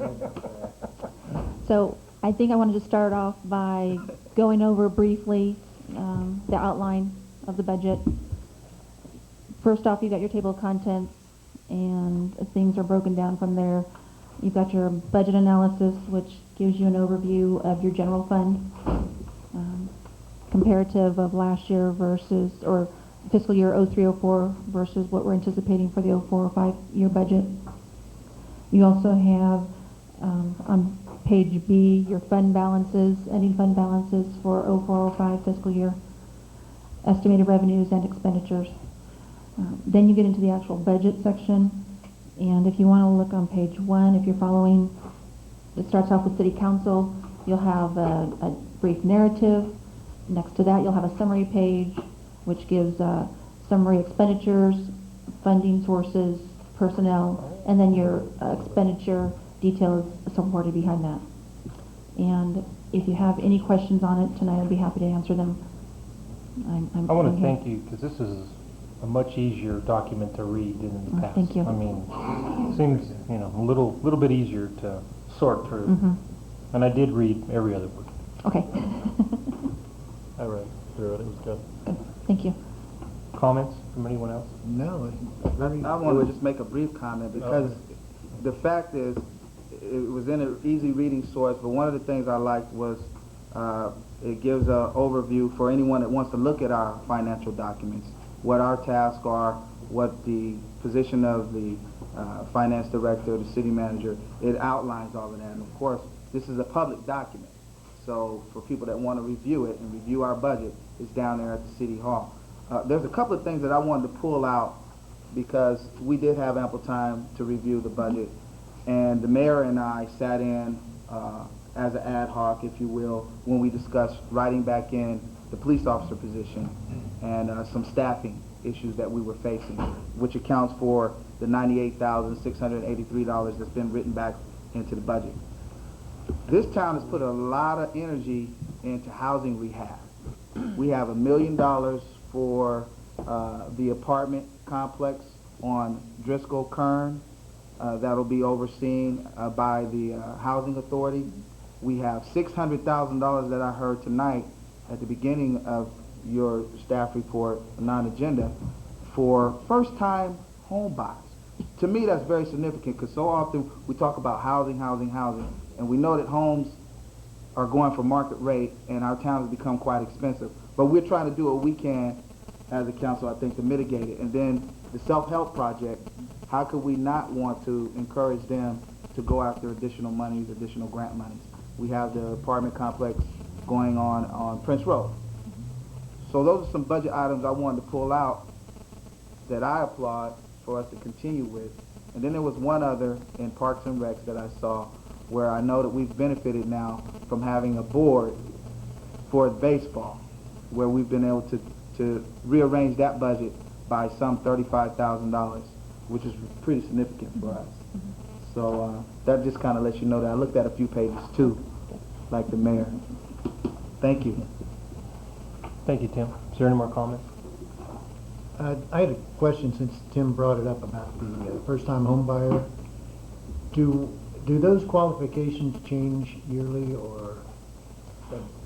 From my understanding of the program, we will, on the first-time home buyer program, we will currently, we can loan or grant loan up to $70,000 for a first-time home buyer, and they have to meet certain qualifications, which are based on a low to moderate income for a certain region. Most of the people I've talked to have tried that. Either they have to be very, very poor or very, very rich, and they don't need it. So, but the people in between are the ones that, they could really use it, and they just, it seems like the figures should be a little bit higher on that too.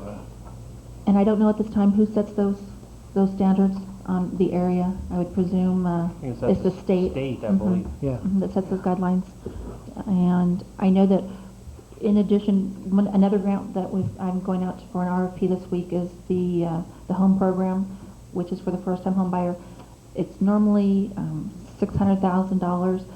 They have added on an American Dream component that they are allowing us to apply for an additional $200,000, so we can bump that $70,000 that we loan out to $80,000, knowing that home prices are going, up, and people are being left out and not able to partake in the program.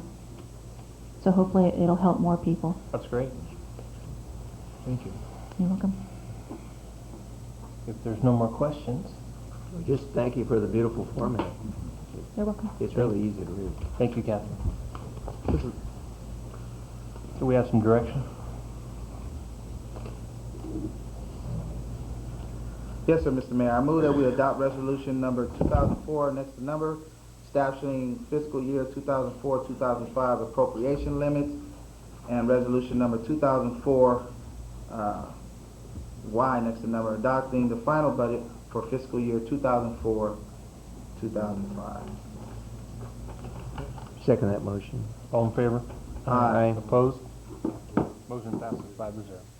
Item E, request to fill vacant positions as required by resolution number 2003-27.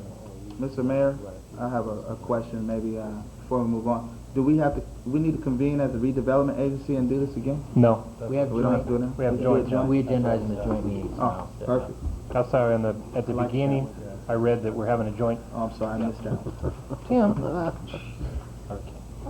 Thank you, Sorry Mr. for Mayor. his interruption. Proceed. This item before you came to my attention because this council passed a resolution back in June of 2003 that asked, well, that actually directed staff to bring all vacant positions back to this council before they're filled. And so at this time we have 3 vacant positions. Recreation director left in February. We have an acting recreation director, which who is doing a good job. We have a lot of programs that we need staffing on. We have youth programs, adult programs. We're adding martial arts. This person is responsible for the teen center and skate park. The next vacant position is a maintenance worker 1, and there are 2 actual vacancies in this department. We're asking to fill 1. The reduction of 2 would be a 20% reduction, and as you know, with the city growing, there's an increasing number of tasks for the maintenance department, public works department, and there's a brief listing of what this person does in the staff report.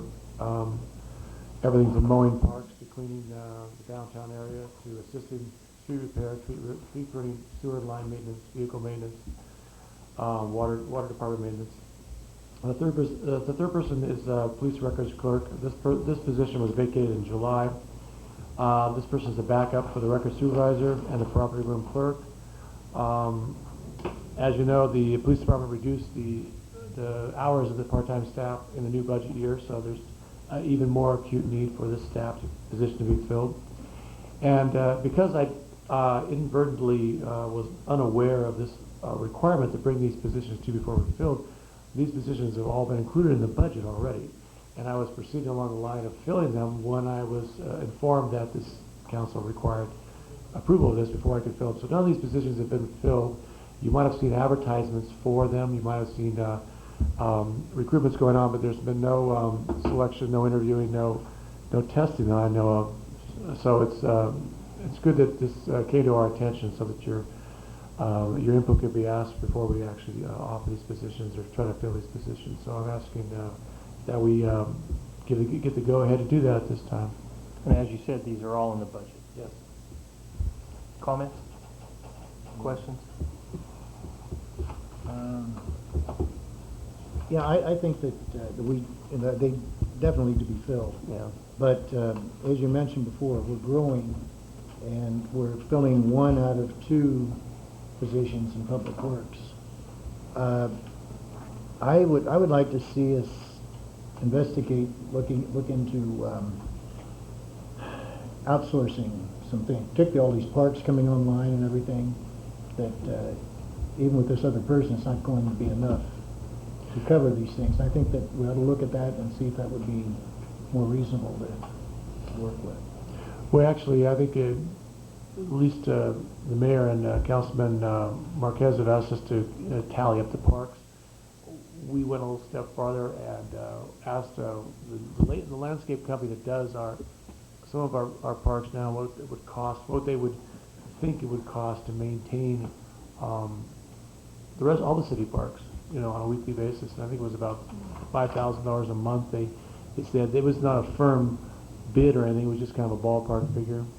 That's correct, and these were all the major parks, 9 of the largest parks that we have. We didn't include the lawns areas like the fire station, museum, PD, or the little Copeland Park or the Triangle Park over on Inyo. We figured that we can maintain those, but it was mostly the larger parks. You wrote that into your budget? No. No, we For This has been, for discussion, and I had mentioned back when I gave the parks presentation, if you'll recall, and I said I will be coming back to the council at a later date as a proposal to go out to contract these parks out because our equipment's getting old and manpower is short. For the mowing and the edging, that's what That's we're correct. kind of been thinking about. We would not need to purchase the large mowing equipment then. That's correct.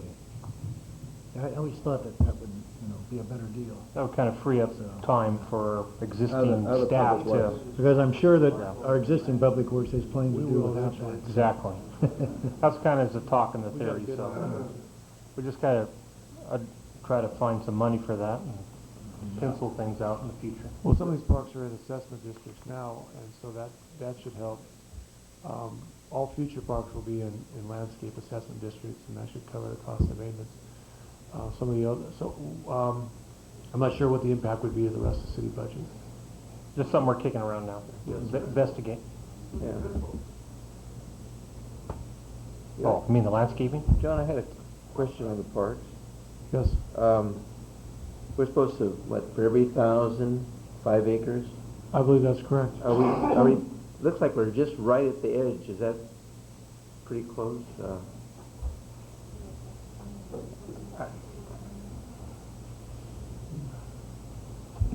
Yeah, the requirement is 5 acres per 1,000 people. The reason why it might be a tad low, and I didn't see the numbers, is some of the parks that were done prior to that Quimby Act coming in, and so therefore you got a lower number. It used to be 3 acres per 1,000, and then like in 1992 in the general plan it came up to 5 acres per 1,000, and that's what the now requirement is, and that's what we'll give. We're pretty close. Yeah, we're pretty close, and all new developments will be providing that too. Thank you.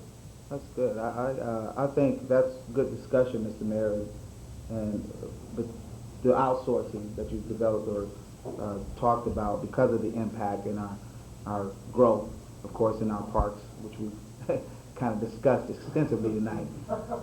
I think it's only appropriate and proper because of this resolution, because we were looking at it from an attrition standpoint. I mean, we know that we're dealing with budget concerns, so we were looking at it from an attrition standpoint, and we know that there's been turnover in our city, and we want to certainly adhere to the proper procedures for our city manager to take the necessary steps to fill those positions. I don't see any problem with moving for this request to fill the vacant positions as required by our previous resolution, and I will move on that if there's no further discussion. I'll second that. All in favor? Aye. Opposed? Motion passes 5-0. Item F is our emergency item, report on local hazard mitigation plan, and authorize chief of police to participate in countywide MMLTI jurisdictional local hazard mitigation planning process. That's a mouthful. You did well. Pretty good, not bad. What did you say? A lot of big words. Come on, I don't know Tim. what that means.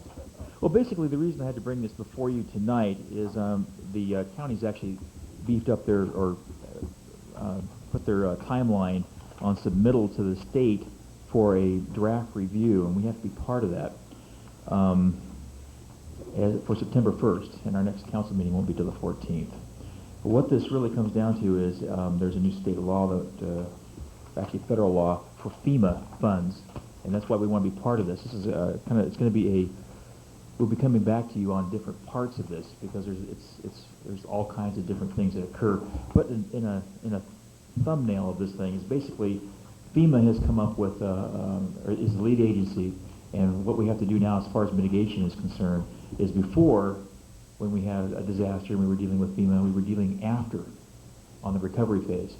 What they're saying now is that they want to identify all hazards that we have and to be able to put values to those and do that up front before we have a disaster.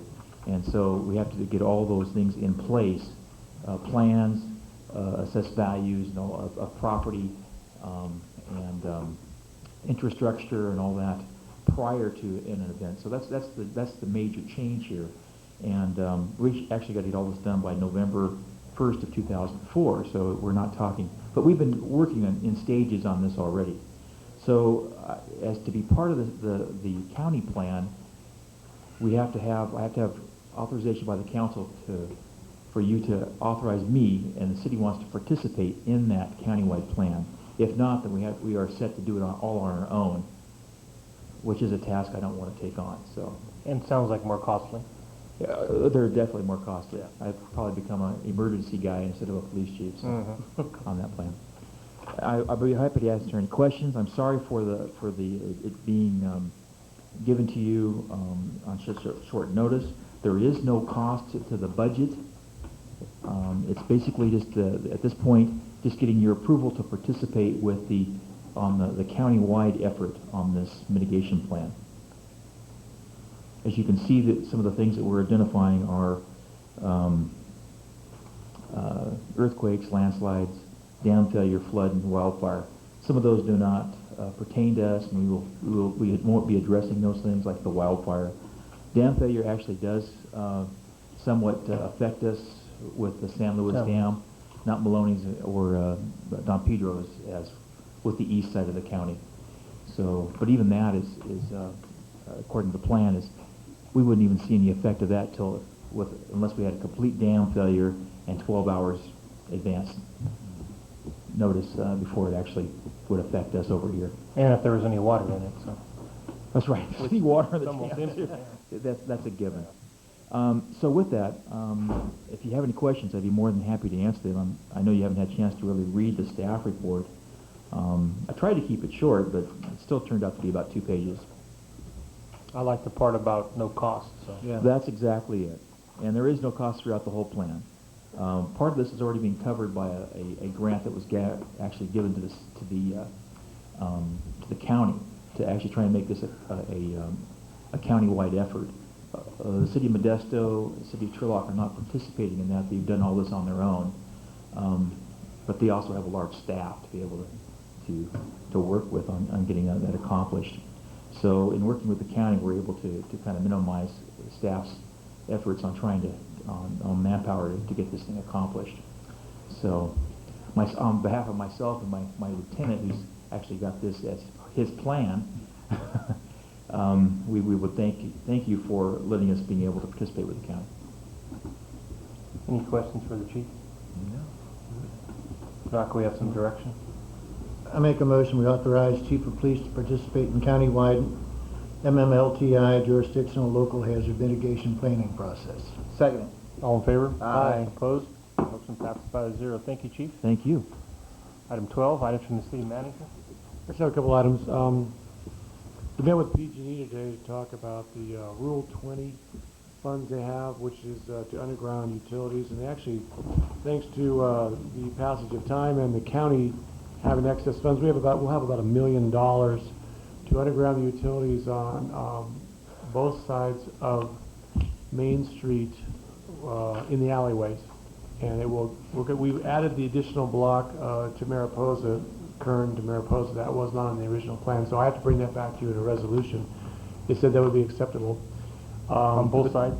I mean, east and west, or? Yes. Or just?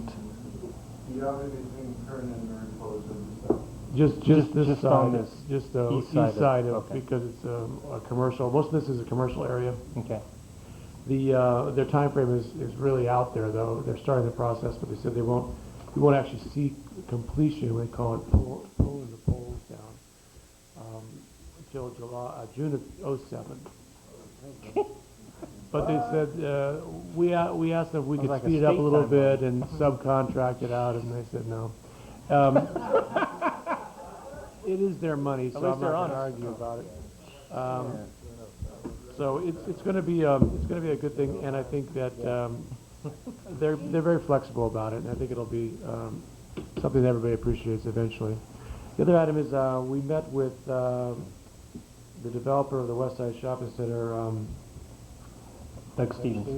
Thank you, Doug Stevens, today about the approach to the shopping center from the north, how narrow it is, and how you are seeing people running over the island. It's he's putting in the Marketplace movie gallery in the Marketplace right there in that corner. So it's a good time to make any changes. And I know the council directed me to try to talk with him, see what we can do. We can't really fund any improvements in the private property, but he's going to have his engineer look at what it would take perhaps to take out the island, make it 2 lanes, maybe cut the curb a little bit.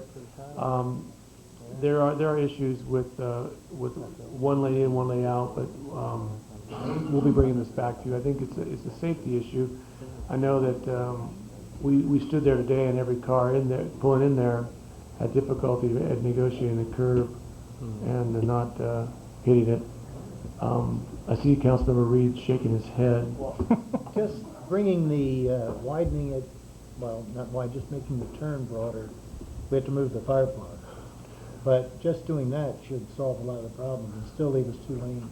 Well, we could do that and I've talked to staff, and they said because it's a public right away, we could actually accomplish that with funds. Anything inside, though, like moving the island, which he proposes to do, we would not be able to fund. So we're talking it over. I think that hopefully we would bring something back that wouldn't be too expensive for the city and would actually accomplish an improvement there. He's willing to allow us to pull the curb back to actually put the handicap approach onto private property if it takes that to bring the curb, the radius in, because it could come in about 6 feet before it hit private property. He'd deed that over to the city for that purpose. But we're still in discussions and trying to address that. But that's all I have. John, just as a follow-up, because you had brought up the shopping center, and I just reminded me about the meeting we had last week pertaining to those fees. Have we gotten anything back? I know one of the things, and it was kind of in the spirit of a good meeting last week, but one of the issues that Richard Jantz kept talking about regarding those traffic mitigation fees that Councilmember Reed was saying, the thing he kept saying was the fact that there was all this truck traffic, and that was part of the problem with needing to repair the roads and so forth. So be it. But if I'm not mistaken, the way the language of that public facilities fee agreement is for impacts by new development and new construction. So he kept referring to existing businesses and existing uses that are here. That may be the case that they impact those roads. However, that's not spelled out in that agreement. It pertains specifically to new development. So if that's the angle that they're using to justify the fees that they're charging, then we really should see a report that shows the nexus between the fees that are being charged and the fees that that we're collecting for the county and people are paying. So if that's their argument, then that's a pretty weak argument, I would say. They gave me their impact fee report for 2004. Is largely a justification of the need, but doesn't go down to the level of individual streets. Right. It talks broadly about trips and impacts on county services. We think that we're going to propose to them that we see that the impacts from new residential construction definitely does impact county services like the hospital, mental health, the jails. Hopefully not, but it has the potential. Right, because about 7 years ago or so, we had most of county staff down here, and we discussed that particular issue, and we were actually had taken a vote to cancel the agreement. It failed, but I think those were some of the same issues that had to do with some zoning issues out in our sphere of influence. But I think that Mr. Stevens had made the point validly when he got up, and others have made the point that and I think they were pretty general on what they were going to spend the funds on, and per AB 1600, it has to be spelled out as to what the particular fees that are being collected or spent on, as you well know. And if there's just going to be a broad and general, it's going to be spent on this, maybe down the road, this or that. They're required by AB 1600 to tell us what they're spending our fees on, A, and B, to show that particular nexus on what they're collecting and as it pertains to new development. So I would hope that we would hold their feet to the fire on that. I think that if we don't get anywhere with them on the dropping the commercial fees, then we'll probably come back to the council's proposal to cancel the agreement. It can be done any time with 6 months' notice. Right. That's all I have. Thank you, John. Items from City Council members. Dave? Nothing really. I'm looking forward to this meeting with the developers. See if we can hammer something out. And, I guess it's me and you, huh? I'm ready. I'm ready for it. That's all I have. Thank you, Dave. Bob? No, just to say I don't want to come back again for this sort of thing, and of course, we shouldn't have to. We shouldn't have to be put in this position. And it's unfortunate we received all the pressure, and I'm sure we can handle it, but the pressure was going in the wrong direction as far as I'm concerned. But that's the only comment I have. Thank you, Bob. Me and Dave take care of it. Charles? Just one thing. I just again wanted to thank Catherine here for this report on this on the buildings, the vacant land that we own. I asked a couple weeks ago or a week ago, and and I think Tim's going to speak to it a little bit. He had gotten some timely information as well, but I would just urge the council, and it seems like there's never a good time to build a city hall or to build a new public works or any of that stuff. There's never a good time, but as far as I'm concerned, some of these properties that we own, I would just urge the council, we have a list, and just kind of go through it and see, what we want to do. We've talked about building a public works area in the past. We know that what they have there is, grossly inadequate. With what the police department has, I remember, gosh, what's it been, about 7 or 8 years ago, you guys did a remodeling and, and so forth. And obviously, with 10 years ago, and with what, the growth that we've talked about. Michael's talked about the general plan that we're going to start to update here. We've got a large number of units that are going to be coming in, and we're going to have a lot more after that. And, obviously the police department facility is grossly inadequate. The city hall, we've talked for years about that additional parking lot in the back there, adding on, and that's obviously not going to be a good solution. So I would just urge the council, look through some of these items here, and in addition to with these buildings and perhaps some other property that we own, in addition to the revenue that we have in the government building fund, that we just start laying a blueprint for new development of our own stuff. And I would urge that we do this in the next few months ahead, at the very least, and just go through that process. That way, when we're going through the general plan, we don't just give a general, well, we need additional facilities. We need to start, I think, taking the bull by the horns here and start that process. I would just urge the council to start that process and look through what they think we need. That's all I have. Thank you, Charles. We'll have the department heads fight over where we start. So. Tim? Just making a mention off of Charles' coattails. I just got this postcard, and it speaks to the face with budget shortfalls, why eliminate staff, programs, services, events, or reserves if you don't have to. And it talks about the property that your city or county or state may own and how it can be converted into functional funding, or, as Charles was mentioning, some of the future aspects of what our town should take on in terms of our facilities. And what came to mind immediately, and I'll end my comments with it, is I think it's time for this council to try to plan around a strategic planning day. We take time on a Saturday, on a weekend, where we sit down with department heads. I recall when we did our planning before, strategic planning, we brought in the facilitator at one point, probably had to X that out to a great extent if we can find someone really, really cheap on a dime. But we need to really do some of what Charles is talking about, because we have those strategic plans where we match things out 3 to 5 years.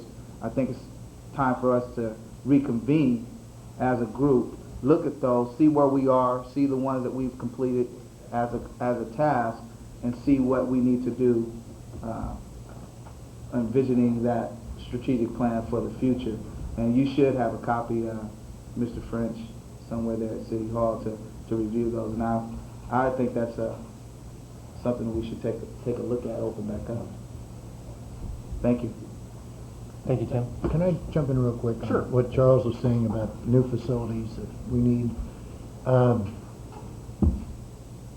What would it take to redo this restroom in here, right behind those doors? I mean, this is, I mean, to put it mildly, it is gross. And so anytime that we have, feel like last week, we had people coming in, they take them across the street. They're only county people. Yeah, I know, but I just wonder if it was reasonable enough we could fix that up. Can we look into it? Certainly, we'll bring that back to you. Okay, thank you. I'm sorry, John. No, that's okay. No problem. Overhaul bathroom, write that down. I'd just like to thank staff for today, for trying to iron this developer deal out with Ranchwood. We spent a lot of hours on it. And we thank Ernie, our new city manager John, and Michael Holland. Can't leave him out. We spent a lot of hours today trying to iron this out, and I think we were close. If we had a couple more hours, we probably could have done it, but I'm confident that we'll come up with something in the next 3 weeks, so you guys don't have to hear about this again. Confident that you guys will too, and I can appreciate you, Mr. Mayor, and my colleague there, Mr. Reed, taking this on, so that when it does come back to us, we know that we had some interest there from this level as well, because I think all of our thoughts on that are kind of like in one accord. We want to see this. I think we kind of know what everybody's position is, so I'm confident we can iron it out. And I just wanted to remind everybody, Fall Festival coming up next week. All right. Don't forget, starting Wednesday, fashion show, Thursday's pasta takeout, Friday's wine and cheese, Saturday and Sunday, a lot of fun events. There you go. Are you guys doing the tub again? Tub races. We're in training, Tim. We forgot to tell you. Tim, do you want to tell Tim what we decided? Oh, Tim, we're gonna go in the parade in the tubs. Oh, yeah. So be ready. You have to park your bike this year, sorry. You're gonna have to Oh, no, I'll first or stay on my second? FIFA. Okay. And that's all I had. Do I have a motion adjourned? So moved. Second? All in favor? Aye. Meeting adjourned.